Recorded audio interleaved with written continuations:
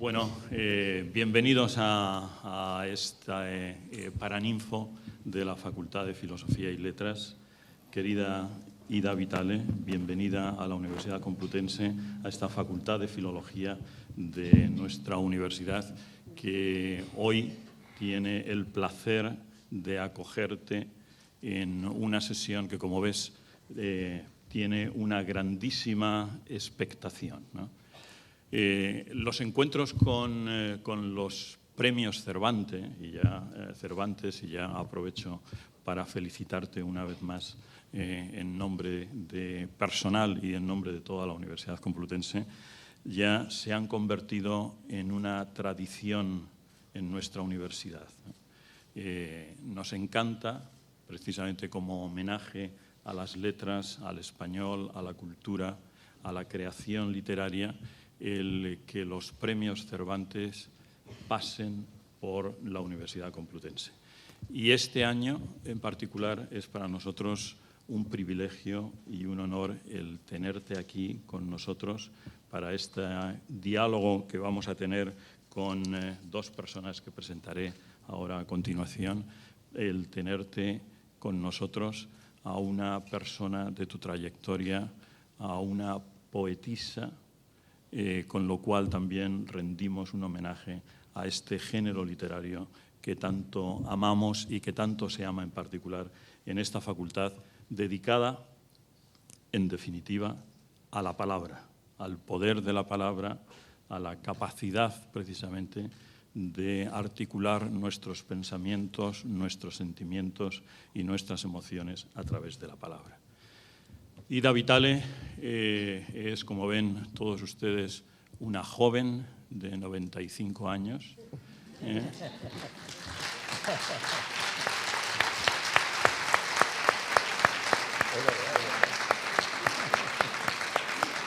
es mi culpa.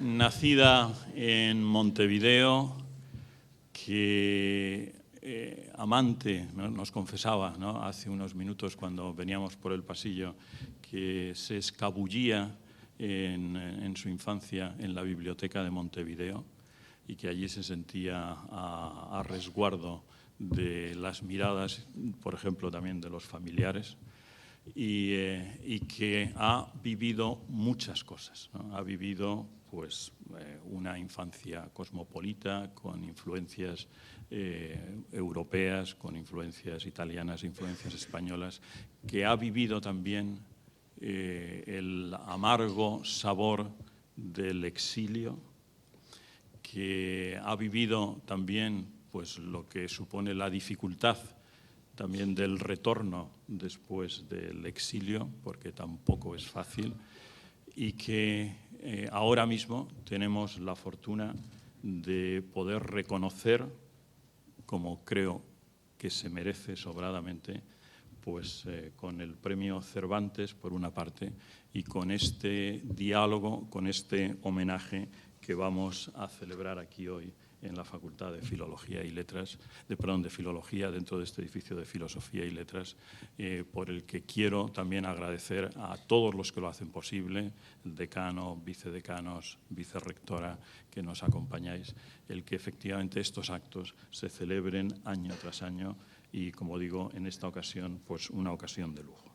El diálogo lo va a tener con Esperanza López Parada. Gracias, Esperanza, por acompañarnos, que es profesora de esta universidad, de esta Facultad de Filología, y con Alberto Villanueva, que es un uruguayo ahora mismo afincado en Valencia, al cual también queremos agradecer el que participe y que nos ilustre y que haga posible también este diálogo. Y como los protagonistas son ellos, y en particular es Ida, yo voy a terminar prácticamente aquí, pero quiero confesarles una cosa. Yo he tenido la fortuna, aquí existe la tradición, de que el día del libro, el 23 de abril, pues a uno le regalen un libro. Yo he tenido la fortuna de que me han regalado un libro de Ida Vitale, Sueños de la Constancia. Y quiero, como matemático que soy, ¿qué tendrá que ver un matemático en esto? Bueno, pues como matemático que soy, soy, como todos los matemáticos, un admirador del poder de las palabras, de la precisión de las palabras y de la capacidad, precisamente, de comunicación que tienen las palabras. Y quiero terminar esta presentación leyendo un poema de Ida Vitale, precisamente de este libro, y que tiene como título La palabra. Expectantes palabras, fabulosas en sí, promesas de sentidos posibles, airosas, aéreas, airadas, ariadnas. Un breve error las vuelve ornamentales. Su indescriptible exactitud nos borra. Ida, bienvenida. Ahora es todo vuestro. Muchísimas gracias, rector. Muchísimas gracias, vicerrectora, decano. Muchísimas gracias, alumnos de la Facultad de Filología y de otras facultades que supongo que están aquí. Y muchísimas gracias, Ida, por venir hasta tu casa. No, yo creo que sí. ¿Se la oyó? Sí. Bueno. Se me oyó. Sí. Sí. A esta tu casa estamos todos muy emocionados por tenerte, muy, muy felices, además lo sabes. En realidad has vuelto porque estuviste aquí hace mucho tiempo, no sé si recuerdas, en el siglo pasado, en una conferencia sobre Javier Villaurrutia, a la que el Departamento de Literatura Hispanoamericana te invitamos. Viniste gratia et amore y ahora vienes con lo que en ese momento también tendrías que haber traído en el brazo, que es el premio Cervantes, ¿no? Ya nos regalaste con tu presencia entonces, además una presencia maravillosa, hablando de un gran poeta mexicano maravilloso. Y esto lo digo para futuras invitaciones. Escritores del mundo, se viene a la Complutense y quizá se obtenga el Cervantes, ¿no? O sea, es un método publicitario bastante bueno, ¿no? Ya era un premio venir. Sí. Bueno. Aún de la mano de un matemático, materia que me es totalmente ajena, ahora puede ser que cuando me vaya de acá haga mejor las cuentas. A lo más que puedo aspirar. Todo se pega y mira, me has dado el pie a una pregunta muy curiosa, una curiosidad que tengo. Quisiera empezar por tu infancia, esa infancia riquísima, en un medio además igualitario. Alguien decía que tú no tenías sensación de que las mujeres eran desiguales porque no había desigualdad en tu familia, en absoluto, ¿no? Sí, y además rodeada de libros y con un deber muy curioso que para nosotros los filólogos es interesante. Quiero que nos cuentes ese deber que te imponía tu familia los sábados. Bueno, sí, es decir, en mi casa había una tía que era pedagoga. El nombre a mí me espantaba mucho siempre, pero era la directora de una escuela muy buena,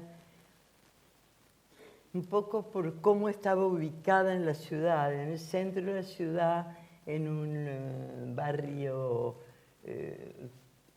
con cierto poder económico, dueños de tiendas y demás, que mandaban sus hijos a esta escuela que era pública y que tenía encima el Instituto Normal y aún encima el Museo Pedagógico. Así que uno tenía la sensación ya de niño en que, no sé, ese mundo era todo un mundo muy respetable, aunque no imponente. Me encantaba. Era muy curiosa esa zona de Montevideo, muy desnivelada. Entrábamos por el nivel de la calle a la escuela, pero al nivel de museo se entraba por atrás donde había una plaza y ahí cualquiera podía entrar. Así que a mí, si tenía que esperar a mi tía para volverme a mi casa, me iba a ver cosas raras en el museo, que era muy atractivo, ¿no? Despertaba muchas curiosidades. Bueno, eso es una parte de la infancia. La otra es que, así como dije que la escuela era pública, en ese momento la mayoría de las escuelas, salvo alguna que otra escuela religiosa o el liceo francés, el liceo alemán, claro, los extranjeros tenían sus mantenían su propio colegio para sus futuros ciudadanos, y que se iban del Uruguay. Nadie se iba.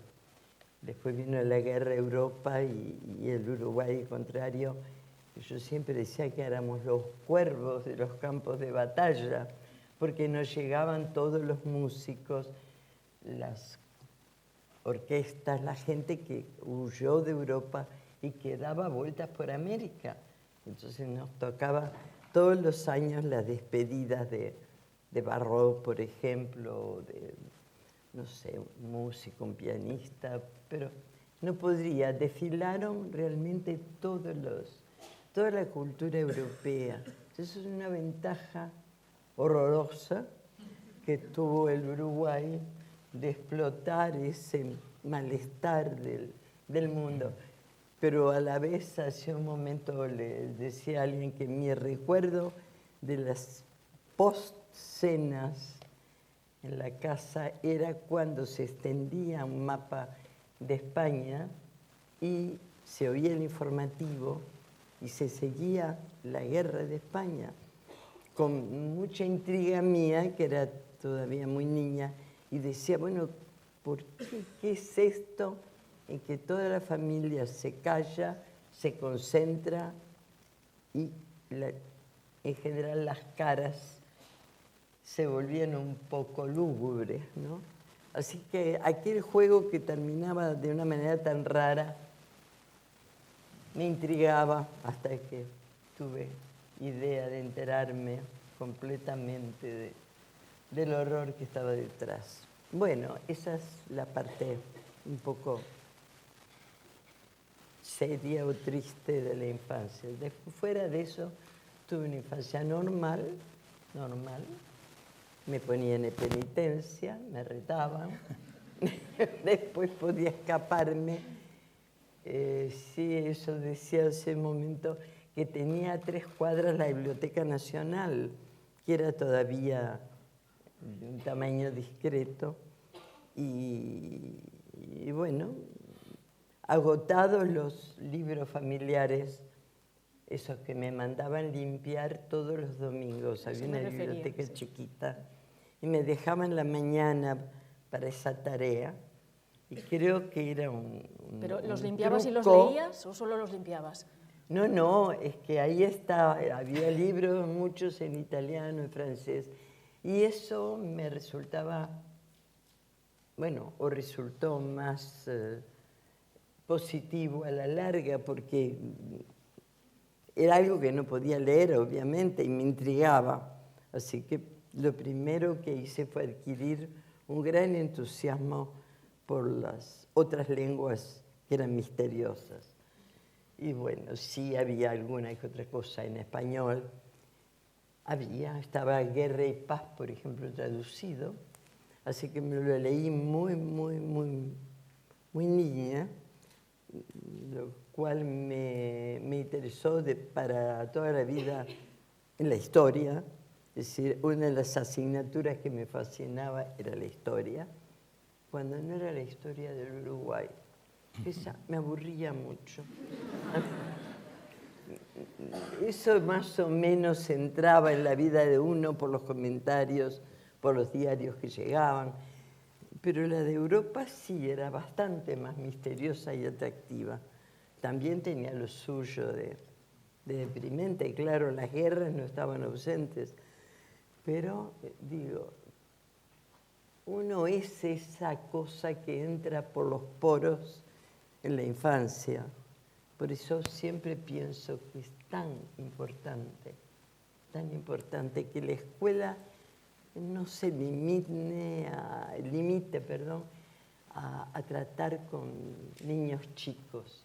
Esos niños chicos van a ser adultos y de pronto es el momento de poner ciertas semillas, aunque sean de simple curiosidad, ¿no? A veces sí, siempre tuve la sensación de que lo que queda más prendido es aquello que no se entiende del todo. Claro, en el caso de las matemáticas, a mí no me entraban. No prendieron. Todavía Muy temprano resolví que la ciencia iba por un lado y yo a los tropezones por la otra, ¿no? Pero bueno, creo que dejé algo colgado, siempre dejo algo colgado. El tener cerca la biblioteca, eso era muy atractivo. Sí, y tu tía Ida, ¿no? También, de la que heredaste el nombre y que era zoóloga, botánica, ¿no? Bueno, y sí, que había sembró Montevideo de árboles exóticos, ¿no? No, Bueno. exageremos que no fue intendente. Eso sí, lo hizo muy temprano un estupendo intendente, cuyo nombre en este momento injustamente no recuerdo, pero arboló mucho Montevideo. Y el Uruguay, por cuestiones de latitud, temperatura, en realidad todo, no diré todo, pero muchos árboles se aclimatan. Y claro, hoy supongo que lo hubo siempre, como estamos a la orilla de una rareza geográfica, porque no estamos a la orilla de un río, ni de un mar, sino de un estuario, y creo que en mi ciencia poco completa entiendo que hay otro por el lado de Rusia, que es esa forma muy abierta de río que desemboca en el mar, pero que ya inmediatamente es mar, agua salada y demás. Bueno, paréntesis aparte.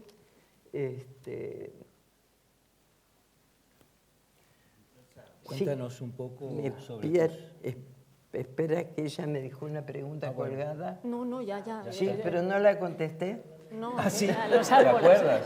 Sí, quedó el vacío de la pregunta. Tu tía Ida. Tu tía Ida, supongo, porque la biblioteca ya me lo has Claro. aclarado, que la limpiabas. No, pero esa bibliotequita era una bibliotequita así, era simbólica. Era una tarea para mí, nada agobiadora, pero presuponía que entre libro y libro yo miraba, sobre todo me acostumbraba a que el libro no mordía. Bueno, después sí había una tía que se llamaba Ida y que era adorada por todos sus hermanos, por los cuales en la familia hay varias Idas en combinación con otros nombres para que no nos confundan del todo. Y ella era un personaje, debe haber sido un personaje muy especial, porque era botánica, fue ayudante de un señor que se llamó Arechavaleta, que fue el que creó el Jardín Botánico de Montevideo, que era muy bonito, y ella traía además semillas y plantitas a la casa, y bueno, eso creció un poco ahí en otra casa que yo no conocí, pero murió muy joven porque se fue a estudiar a Buenos Aires, una cosa bastante rara, que era la enseñanza a sordomudos. Y en el ínterin murió mi abuelo, que era abogado y que era el que mantenía la familia, obviamente, familia la italiana de mucha gente, y le dijeron que volviera y ella dijo que le faltaban 5 o 6 meses para terminar sus estudios. Y ahí se enfermó, porque muerto mi abuelo, para manejar el dinero, bueno, era complicado, no le mandaba lo suficiente. En resumidas cuentas, que yo heredé una biblioteca que no era exclusivamente científica. Por ejemplo, Fabre, lo descubrí mucho después. Ese es un libro o un autor que hoy no sé si los chicos jóvenes o escolares leyeron o han leído, y que es un autor fascinante. No. Una manito que diga, yo lo leí. No. Bueno, Es un libro de esos que tendrían que leer todos los chicos en edad de leer, porque es muy atractivo y nos abre un mundo, distintos mundos muy diversos. Bueno, ¿qué más? Bueno, incluso me dijo, pero ahí no tuvo tanta suerte, me quedó una biblioteca llena de cajitas con semillitas, hojitas, especímenes. Pero bueno, sí, una cierta curiosidad o gusto por la naturaleza. Y siempre está el misterio de que todo eso tenía detrás toda una historia que, claro, no venía en la cajita. Bueno, tú me preguntabas algo. Cuéntanos un poco sobre tus admiraciones iniciales, además de una cierta obsesión por Gabriela, que has contado en público esto, ¿no? Por Gabriela Mistral. Bueno. Y ya que estamos con esta gran poeta chilena, empecemos primero por ella. Una vez consumida, siguiendo tu espejo historio, por las dudas digo, ¿no? ¿Cuáles te parecieron entonces las cualidades poéticas que más te atrajeron de ella? Y con respecto a Uruguay, se sabe de dos admirados muy relegados en favor de lo que pudiera llamarse medio cultural de la época, María Eugenia Baferreira y Enrique Casares Villalemos. Es un poquito larga la pregunta. Pero sí, él no se olvida de mi edad. Sí. Cuando me hace una pregunta muy larga, me olvido del principio. Vamos por orden. Gabriela. Bueno, Gabriela apareció en segundo lugar, pero vamos por ella. Bueno, vuelvo, creo que algo dije de que no solo lo que uno entiende totalmente es lo que importa. En esa escuela que yo iba había maestras, como es normal, pero como estaba el instituto normal, de ahí bajaban las practicantes, las que iban a ser maestras. Y las pobres maestras tenían que atendernos a nosotros, pero sin perder de vista el interés de las practicantes. Así que a una de las practicantes, a cada una, le tocaba un tema sin mucha responsabilidad, como dibujo. No se esperaba que de nosotros saliera ningún Picasso. Y otra se encargaba, por ejemplo, de esto, ese complemento que era la poesía. Entonces, esta chica, porque eran chicas de 15, 16 años, y nos dictó un poema de Gabriela Mistral, que consideró, y era posible que lo considerara, que era muy simple. Era un poema que no creo que me vaya a acordar todo, pero empezaba algo como así: la hora de la tarde, algo más había, pero una pierde angustiada en este atardecer el solo pecho contra el cual estrechaba. Era un poema bastante triste, pero lo que me desconcertaba era ese una pierde, esas ambigüedades que había en el poema.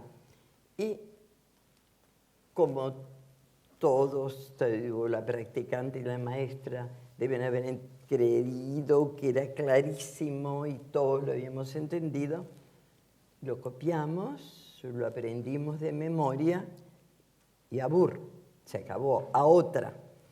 Pero a mí me pasó que no lo entendía del todo y no me atrevía a preguntar una cosa que me parecía que era obvio para todos los demás. Así que me quedé con la ignorancia dentro. Y eso fue una suerte, porque como lo había aprendido de memoria, me volvía el no entender, y creo que me llevó como un año descubrir qué era lo que realmente decía Gabriela Mistral. Ahora, creo que si lo hubiera entendido desde el principio, capaz que se me hubiera olvidado, pero el no entender me resultó básico. Es decir, descubrí que la poesía tenía un misterio y que era un misterio que cada uno, con un poco de paciencia, podía resolver. Así que ese no entender creo que fue más importante que si me hubieran explicado todo y me hubieran mandado a hacer un estudio gramatical, que eso después se hacía. Y mis, Bueno, y mis eso fue alumnos un te comienzo. agradecen mucho este aspecto de no entender ante el poema, que es una experiencia que uno tiene que tener ante el poema, ¿no? La no comprensión también.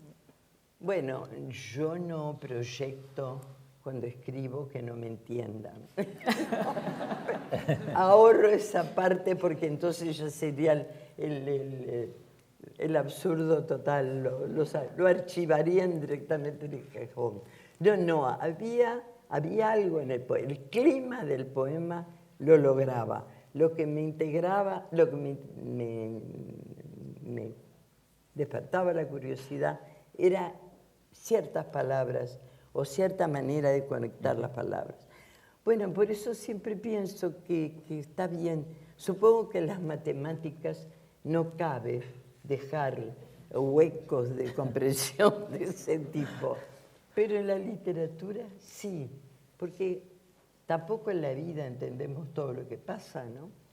Entonces, a veces el no entender es saludable. La reticencia, además. Las licencias poéticas. Bueno, eso es otra instancia, ¿no? ¿Y cuáles son las calidades de Gabriela, una vez, Mistral, una vez que la consumiste, digamos, ¿no? Como te preguntaba. Bueno, ya en realidad Gabriela fue un fenómeno en la literatura latinoamericana, al menos, en la literatura en español. Curioso, porque ella utiliza mucho unas formas coloquiales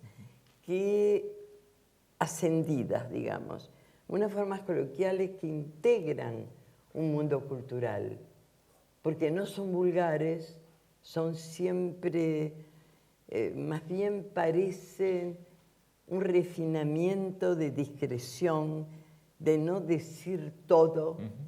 En el caso de Gabriela, es decir, a veces uno puede leer toda una obra sin interesarse en la biografía el poeta que la escribió, el novelista que lo escribió. En el caso de Gabriela había, por eso uno de los libros de ella se llamaba Desolación. Eso era lo que uno recibía. No era una poesía alegre, era una poesía, digamos, con trastienda. Atrás pasaban cosas que no estaban totalmente dichas. Quizá también esa es una de las lecciones que deja Gabriela, que la poesía no tiene por qué ser una experiencia confesional, más bien me despertó una cierta molestia ante lo demasiado confesional, ¿no? Bueno. Claro, digo, la honestidad, la verdad interior que tiene que aparecer está bien, debe estar, pero quizá un poco elaborada, un poco, bueno, eso cada uno lo resuelve a su manera.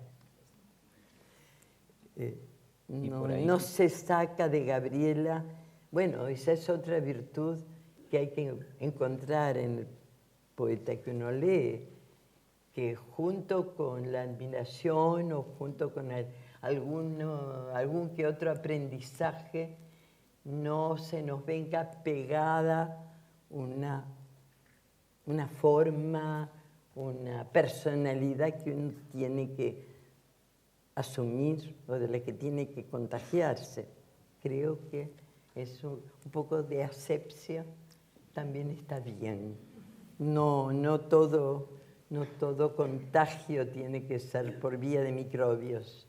La literatura también puede contagiar de manera funesta. Sí, es tan fácil encontrar y decir, bueno, esto viene de aquí, esto viene de allá.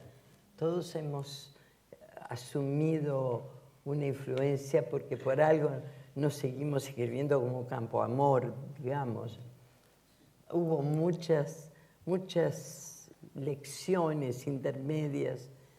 Quizá una de las poderosas por lo menos en Latinoamérica, fue la de Darío.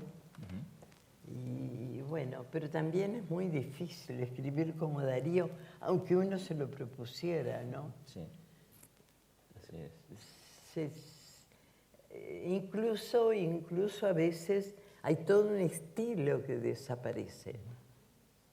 Yo creo que hoy la gente ignora bastante la mitología. No digo que haya que creer en la mitología, pero es una forma cultural que para mí no ha perdido todavía peso, porque en la mitología nos estamos manejando con símbolos que siguen siendo, su gran mayoría, valederos, constantes, no desechables, y eso... Por el lado de Gabriela Mistral que recién estabas explicando. Ahí no llegó la mitología. No, por supuesto, pero digo, por ahí entran, digamos, por un costado, por ese costado que recién definías de Gabriela, entran la María sobriedad. Eugenia. Sí. Bueno, ahora llegó a los uruguayos. No, ya veníamos bajando por Darío. Sí. Bueno, sí, no, claro, no, porque indirectamente me vuelves a recordar algo que es muy importante en Gabriela, que su lenguaje es absolutamente coloquial, no hay ninguna referencia, creo. Ahora voy, me la miro y digo, caramba, acá aparece. No, pero no creo que aparezca para nada la mitología. Que fue, sin embargo, un elemento cultural, quizás en América se haya recibido menos que en Europa. Siento que los europeos, que se nos anticiparon en todo, también le sacaron todo el jugo a la mitología, ¿no? Pero, bueno, yo tuve de suerte que de chica me regalaron un pequeño libro de mitología simplificado, pero con eso venía implícita la validez de los símbolos. No, Gabriela quizá no tenga muchos símbolos, pero los símbolos un poco son el pan. Podemos no comer pan, pero la comida con un poquito de pan... Muy despojado, ¿no? Sí, claro. Pero bueno, es que hay algunos símbolos que ya han perdido su antigüedad, que ya son cosas casi cotidianas. Pero de todas maneras el toque exótico de ciertos símbolos sigue siendo valedero. Bueno, y estamos llegando al Uruguay, que hubo dos estupendas poetas que fue muy bueno para el resto que fueran simultáneas. Vivieron prácticamente... Bueno, obviamente una murió muy joven, Elvira Agustini, es una historia que a veces de los poetas lo que llega es la parte trágica o dolorosa. Se casa muy joven y pienso que sintió que perdía un poco de libertad y creo que al mes estaba un poco incómoda, arrepentida. Venía, eso era lo malo, venía de una familia que la consideró poeta desde muy temprano, desde muy niña, y un poco vivió, padre y madre vivieron en función de ella. Creo que eso puede ser funesto, tanto para una poeta como para, no sé, una química.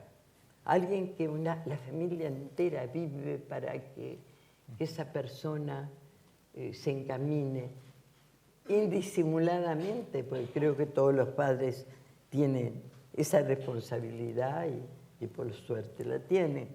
Pero bueno, en el caso de Elvira uno siente que la envolvieron en algodones demasiado perfumados. Bueno, lo cierto es que el marido, que no entendía nada de eso, expeditamente la mató. Entonces fue una tragedia muy comentada en el Uruguay, toda una historia terrible. Ella ya había publicado 2 o 3 libros, era ya la poeta uruguaya. Bueno, ahora simultáneamente había un filósofo, Carlos Baferreira, una figura muy importante en el mundo cultural uruguayo, que tenía una hermana y me imagino que como correspondía a toda familia donde había un varón y una mujer, la familia entera debe haberse inclinado por el varón. Acaba mi mensaje feminista. No, y bueno, la pobre María Eugenia, en casa siempre comentaban, transmitían un cuento directo que venía de esa tía epónima, mi tía Ida, que era colega o compañera en la Universidad de María Eugenia, y que contaba que una vez llegó y se le encontró a María Eugenia con sus guantes, debía ser invierno, limpiando los bronces de la puerta de entrada de la universidad. Dije, ¿qué estás haciendo? Y bueno, aparentemente acá no tengo otra cosa que hacer. Se ve que había habido un conflicto ahí con la dirección y entonces encontró una manera gráfica de exponer su desagrado. Bueno, María Eugenia era el polo opuesto de Delmira. En Delmira había una poeta perfecta, con un conocimiento de las formas poéticas, en fin, de todos los recursos, y muy metida, supongo, que en esa herencia espléndida, rica de Darío. Y de María Eugenia era todo lo contrario. María Eugenia hacía una poesía más intelectual, digamos, más de pensamiento que de forma hermosa, más de ganar al lector por la manera de decir que por lo que decía, pero diciendo y siendo además utilizando una forma correcta, simplemente que más simple, menos puesta en la intención de transmitir una admiración por la forma que por lo que ella quería decir. Bueno, a la larga uno siempre opta, de alguna manera, de repente poco intransigente, y yo no puedo dejar de admirar la forma de Delmira, pero me gana mucho la sobriedad de María Eugenia. Entonces, bueno, uno tiene que manejarse ahí por el camino del medio, que es donde a veces se tiran todas las piedras. Pero bueno, ahí va la cosa. Pero no sé. Y Casaravilla Lemos, perdón. Bueno. En breve, porque tenemos poco tiempo. Ah, bueno. Siempre. Casaravilla fue un poeta también muy curioso, de una generación posterior, ya rica en poetas. Y Casaravilla, ahí sí yo no tuve ninguna duda. Además era un hombre que vivía una vida muy recoleta, muy... nada ortodoxa, no tenía mujer, hijos, una familia, un cargo, no sé, creo que fue siempre un poeta un poco lateral, y creo que el prestigio ha venido otorgado por generaciones siguientes que descubrieron que ahí teníamos realmente, para mí, la gran poesía uruguaya. Y tú has insistido, además, no solamente esa gente, tú has insistido en eso, ¿no? Bueno, sí, claro. Bueno, a mí me tocó, por suerte, en algún momento quizá por necesidad económica, hacer notas en diarios y demás. Y bueno, cuando pude, uno en algún momento trata de decir lo que piensa, aún siendo periodista. Y entonces, sí, me sentí obligada de recordar que Casaravilla existía. Sobre todo que es un poeta que creo que no ha salido de los estrechos límites nacionales. Creo que ni en Argentina lo consideran. Sí. Pero era un poeta que sin buscar los adornos de lo formal era impecable. Pero nos está dando un poco una idea muy clara del ambiente riquísimo que había en el Uruguay en el momento que y después, ¿no? Porque tú perteneces a una generación brillantísima. Hay que pensar que eras amiga de Onetti.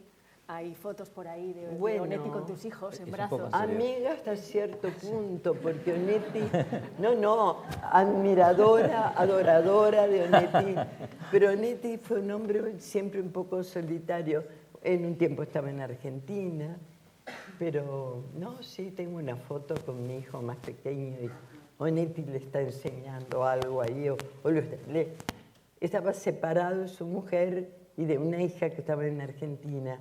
Entonces yo creo que tenía una debilidad enorme por todos los niños que estaban alrededor de su familia.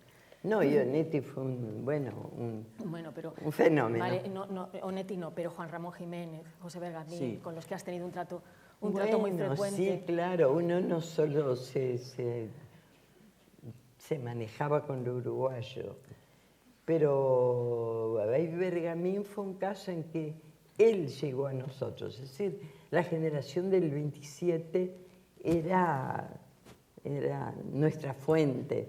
Uno se admiraba ya a Juan Ramón y a Machado, y luego lo que vino después, donde teníamos para elegir de Cernuda a Lorca, bueno, había un mundo de diferencias.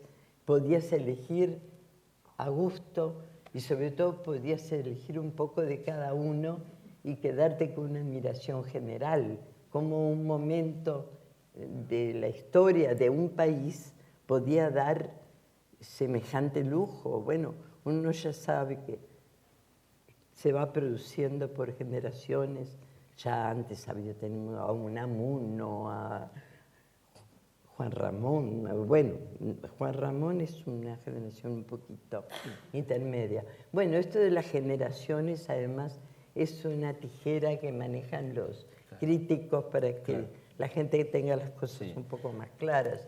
Por suerte, las generaciones no se interrumpen. Hay comunicación, herencia, transmisión. Si no, estaríamos... Yo quería preguntarte por eso, precisamente, por ese vínculo con la cultura y esas generaciones que se transmiten cosas. Juan Ramón Jiménez decía que se escribe con toda la literatura previa. Y tú a veces has hablado de tu escritura como una cultura de palincesto. Entonces yo quería preguntarte en la relación entre leer y escribir, y si la cultura, ese pozo cultural, realmente paraliza o ayuda. No, yo nunca sentí que hubiera un pozo. Lo que sentí que había era un bosque casi impenetrable. Es decir, quizá muy pronto descubrí que había tanto que no podía abarcar, porque digo, inciden cosas y nunca incide un autor.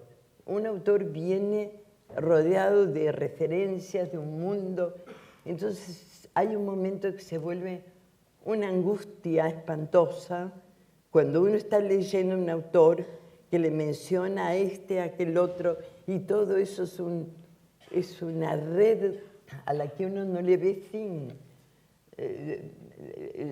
Digo, bueno, hubo un caso excepcional que a mí me llegó en perfecto estado de ingenuidad o de inocencia, que fue que yo estaba muy enterada de lo que era la generación esta maravillosa y podía elegir entre Salinas o Cernuda. Bueno, Y de Bergamín no me había llegado mayores noticias, quizá por una circunstancia familiar.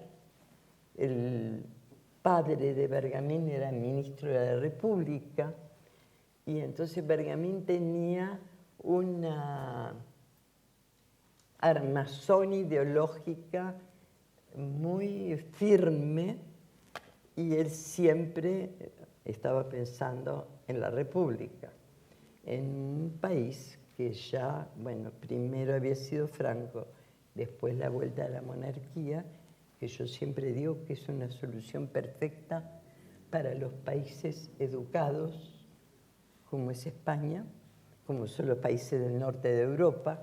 No quisiera pensar lo que podría ser la monarquía en el Río de la Plata. Sería catástrofe. Pero hay lugares que se merecen lo que han construido. Bueno, volvamos a Bergamín, que Bergamín era peleador, muy sutil.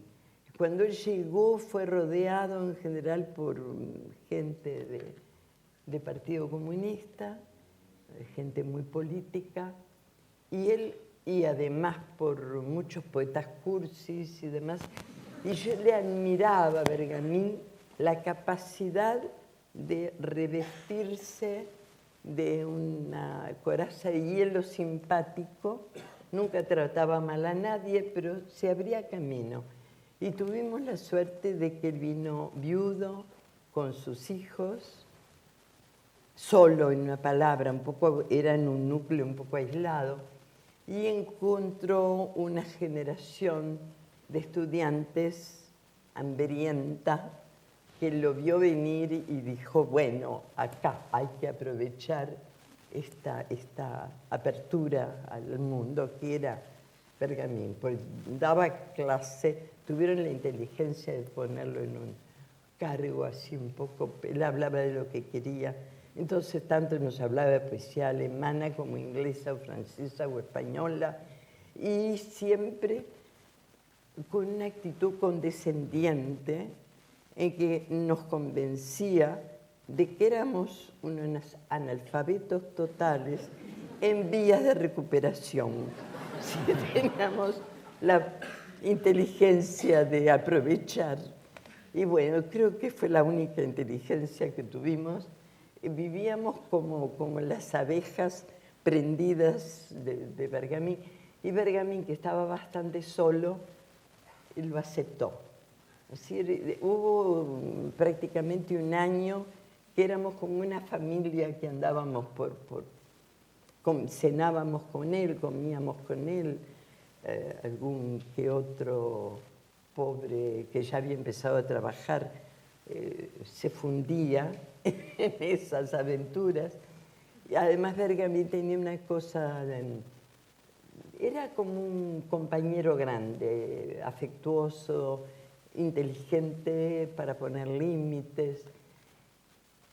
Y siempre decía, yo ya perdí 3 bibliotecas. Entonces compraba libros y los distribuía. Es decir, se lo daba a uno o a otro con la tácita obligación de leerlo. Entonces, aparte de esa hora de clase que teníamos en la universidad, después no había límites para la enseñanza de él. Sí. Eso es una experiencia única. Exacto. Bergamín llega en 1947, por las dudas, aclaro. Ah, bueno, sí, gracias. Y dio a vivir en Uruguay hasta el 54, en el 48 llega Juan Ramón Jiménez, y tú publicas en el 49, o sea que evidentemente hay... Claro, y el primer libro creo que se lo digo a Bergamín. No, ahí es importante lo de la llegada de Juan Ramón, porque digo, nosotros naturalmente, Juan Ramón y Machado eran parte de lo que leíamos todo el tiempo y de nuestra admiración. Entonces, cuando Juan Ramón llega, que era admirable, pero no era encantador. Bergamín era encantador y admirable. Entonces, Juan Ramón vino con la obsesión de que Bergamín lo había antecedido y con la seguridad de que Bergamín había debido hablar mal de él, cosa que no era así, porque Juan Ramón, que se reía un poco de ciertos rasgos de Juan Ramón, nunca había dejado de señalarlo como el gran poeta. Bueno, uno discutía Juan Ramón, Machado. Yo siempre decía que Juan Ramón era el tatadios, como decíamos en Uruguay, venerado, mientras que Machado, yo lo hubiera querido como mi abuelo. Es decir, había una cosa de amor de lector a leído que nace en Machado. En Juan Ramón uno le nace más la admiración. Era una escuela andante. Y Bergamín nunca jamás había hablado nada. Se reía alguna vez, contaba alguna anécdota. Bueno. Entonces, yo no pude menos de pensar en la inoportunidad de que no bien se encontrara con un grupo, empezara a hablar mal de Bergamín. Y nadie se atrevió a decir nada. Y bueno, hay ciertas cosas que a uno a veces le nacen y no piensa en las consecuencias. Entonces, cuando terminó todo, yo me atreví a rezongarlo a Juan Ramón. No rezongarlo, pero aclararle que nosotros a Bergamín le debíamos mucho. Entonces, después de Buenos Aires, recibí una carta de Juan Ramón en que solo podía explicar esa defensa de Bergamín, en que Bergamín, que según él se había ido con los dineros de la República y había abandonado a su mujer por ahí, nada de eso era ni remotamente cierto, pensó, bueno, pues esta debe ser una víctima de Bergamín. ¿Por qué asume? ¿Cómo si no va a asumir la defensa? Y creo que me mandó la carta como un padre o un abuelo que previene a alguien de que tenga cuidado con su futuro. Bueno, naturalmente todos disfrutamos mucho de la carta de Juan Ramón. Y bueno, y la poesía salva todo. Y yo sigo pensando en Juan Ramón, es una maravilla, que Bergamín no era tan buen poeta. Él decía venerar mucho la poesía, pero lo que era un enredador de la prosa, del pensamiento. El estilo de Bergamín es único para mí. Eso es una cosa inimitable, lleno de avanzar, como llevar a la gente hacia un lugar y luego retroceder, sacarle el piso y decir, no, mira bien, no era así. Bueno, es un estilo muy especial, muy, muy rico. Vamos a dar un salto un poco falso, pero necesario, sintético. Al vacío. Al vacío, no, al vacío no, a tu segunda patria, a México. A México, a la experiencia bueno, del exilio, que para ti algunas veces has dicho que era fecundante, que era como el Nilo, ¿no? La experiencia del exilio en México. Bueno, sí. A veces la historia nos salva. Entonces al Uruguay llegaron los militares y muchos les dejamos lugar. Por otro lado, también debería decir, para ser correcta, que también los militares fueron uruguayos. Es decir, el Uruguay parece que no es un país de cosas extremas y quizá un poco Aragán. Entonces los militares creo que a los 10 años consideraron que, bueno, el país no da para más. No habíamos sucumbido al encanto del ejército y hasta cierto punto ya no sabían qué hacer y se fueron. Entonces, bueno, es una versión que mi hija no aprueba. Creo que debe haber habido, sí, movimientos y cosas subterráneas, pero esa era la sensación que uno sacaba de afuera. Y, bueno, en otros lados se quedaban y peleaban para quedarse. Ahí se dieron por vencidos y ya es algo. Bueno, ¿por qué llegamos a esto? Bueno, y nosotros nos fuimos a México, quizá porque uno miraba el mapa de lo posible y México era el país que había recibido a los españoles cuando Franco, era un país culto, era un país rico. Y bueno, tuvimos la buena idea de ir, fuimos unos cuantos, cosa bastante sorprendente. Claro, nosotros llegamos a un México que ya había recibido el generoso pago de España por haber alojado a los primeros que escaparon. Perdón, en nosotros es Enrique Fierro, un poeta estupendo, y tú. Sí, bueno, pero también había otros que fueron, ¿no? Sí. Nosotros llegamos un poco primero, pero digo, uno sabía todo lo que había en México como cultura y como literatura, por lo cual todavía resultó... No, quiero decir que siendo un país muy culto para nosotros, también era un país que se había beneficiado de la recepción a los españoles, perdón, a los españoles,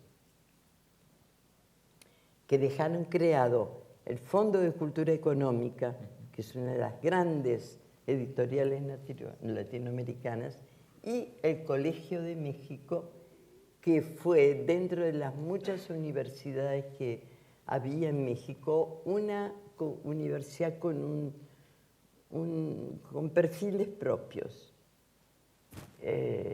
A mí me tocó dar clase en el Colegio de México, no en Estados Unidos, como algunos periodistas insisten en decir. Yo nunca di clase en Estados Unidos, era mi marido el profesor. Y ahí sí, y bueno, encontramos un México todavía más rico que el que encontraron los españoles, claro. Pero un país tan rico que yo me pasmaba de que a la semana, tan rico y tan generoso, a la semana de estar, yo estaba distribuyendo trabajo.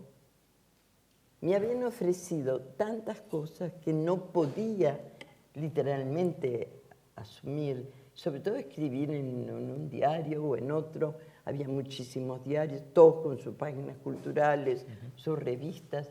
Bueno, eso fue una experiencia muy gratificante de encontrar un país rico que también tenía sus problemas económicos, claro, pero digo rico culturalmente y que se abre a la gente, que no te hace sentir que eres extranjero, que, bueno, como hubiera pasado si hubiera venido aquí quizá.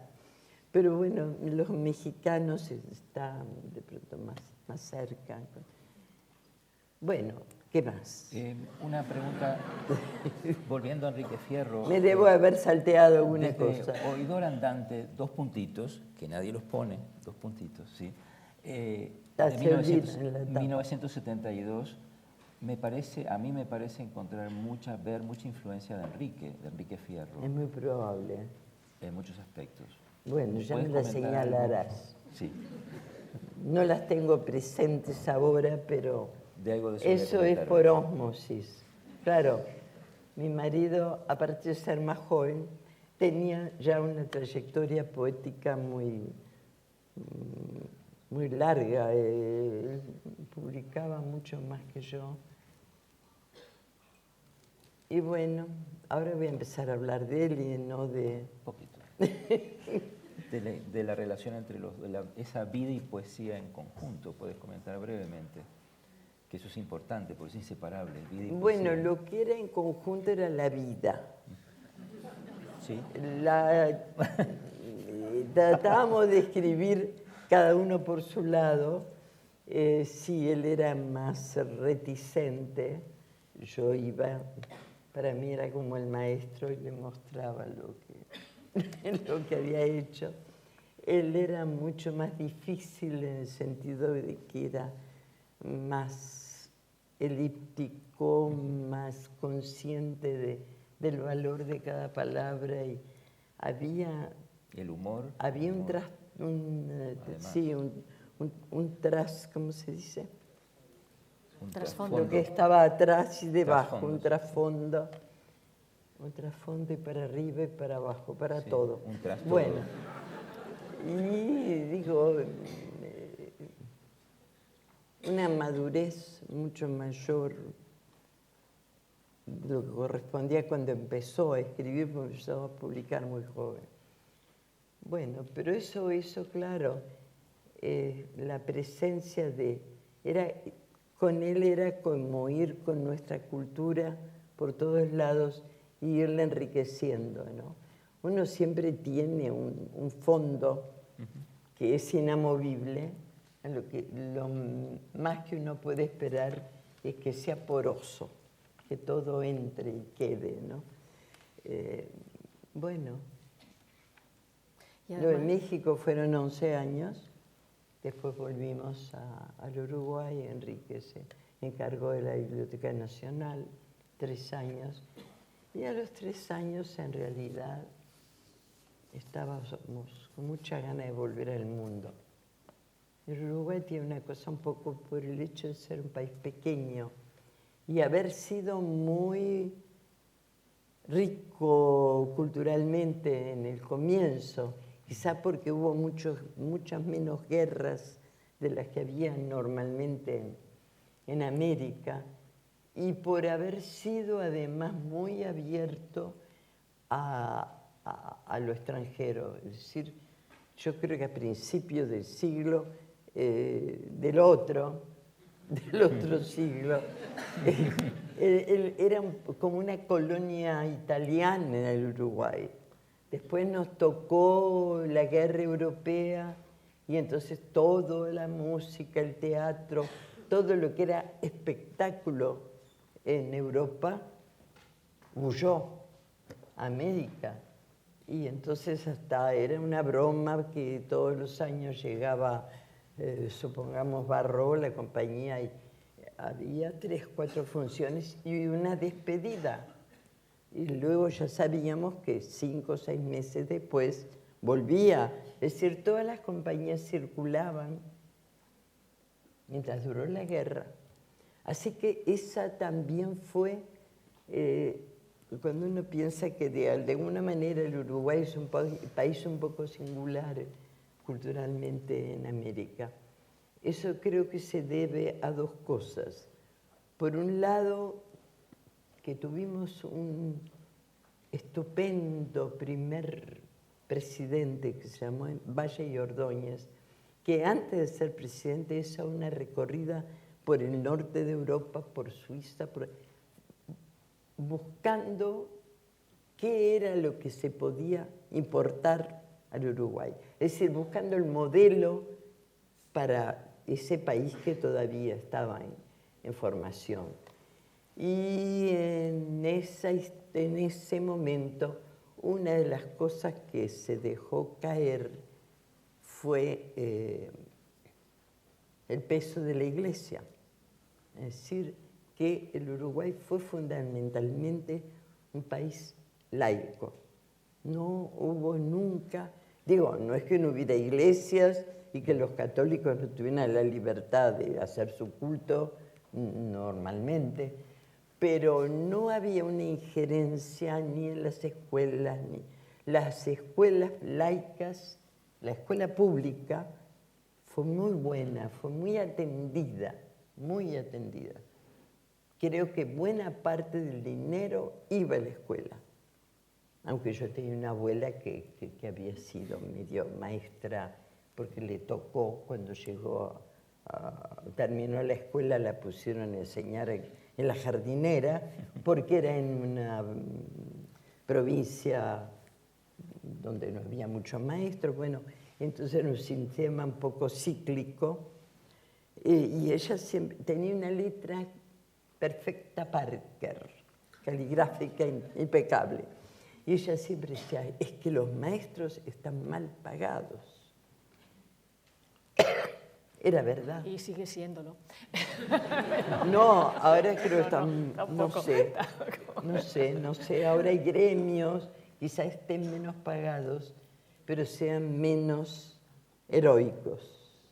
Aquella escuela es una escuela heroica. Bueno, yo puedo decir que también somos heroicos, ¿eh? Pero hablando... Bueno. Sí. Nos queda poquísimo tiempo y queríamos hacerte una pregunta que quizás es muy comprometida, la última, sobre en estos tiempos electrónicos, informáticos, de relaciones rápidas y efímeras, ¿qué lugar queda para el poema? ¿Qué lugar queda para el libro? Dentro del libro, sí. Que sé cuánto del libro le toca al poeta. Bueno, no sé, quizás podamos volver a las catacumbas y de ahí salir, porque las catacumbas existieron para que ganaran fuerza y salieran, ¿no? Bueno, no creo que sea así. Digo, quizá en un momento se aburre la gente de la televisión o el libro gane a la televisión. ¿Cuál puede ser la evolución de esto?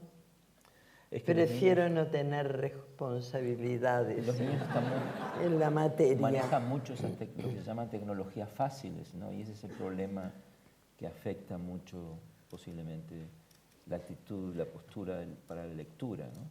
Que implica que, por ejemplo, de lo cual tu poesía es una espléndida representación de concentración, de estar parados, no, de estar detenidos mirando las palabras, la página. Bueno, es que ahí hay dos temas, qué sé yo. Yo me imagino que los poetas van a seguir siendo tal cual. Digo, variará, vendrá otra escuela, sin duda, pasaremos de moda y vendrá quién sabe qué. Me acaban de regalar un librito chiquitito que no contiene una sola letra. Es toda de números. Claro, es un misterio, hay que interpretarlo. No creo que ese vaya a ser el futuro, pero no sé, bueno, que la poesía va a cambiar, obviamente claro. Va a cambiar como va a cambiar la literatura. No sé si para bien o para mal. Un día existió el barroco y se lo abandonó y se pasó a otra cosa. Y hoy volvemos a Quevedo, a nadie se le ocurre que hay una distancia. Seguimos viendo como maestros, digamos, maestros sin escuela o sin imposición, pero ahí lo tenemos, porque la gente sigue teniendo un espíritu clásico, o barroco o romántico. Las grandes concentraciones no digo de poder, porque parece que estoy hablando de otra cosa, pero eso sigue existiendo. Ciertas características mentales se siguen dando. Ahora, ¿cómo van a evolucionar la literatura? No sé. Yo tengo la esperanza de que siempre habrá íconos de los distintos momentos que volverán o que no desaparecerán.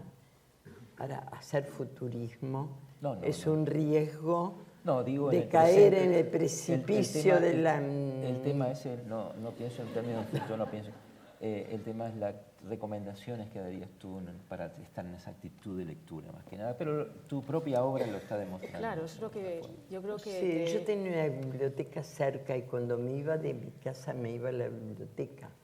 Entonces, una vez llegó justamente mi escuela, había estado llamando a casa para que me fuera de uniforme y yo estaba leyendo, lo cual dejó un aire de respetabilidad en mis ausencias. Ahora yo lo que estaba leyendo eran Los Tres Mosqueteros.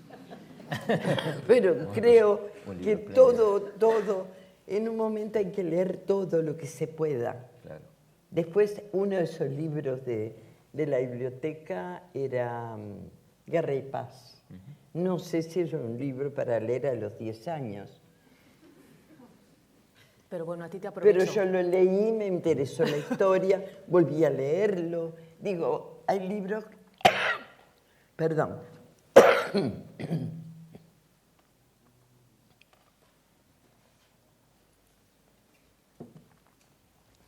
Hay libros que ya tienen el germen de la polilectura.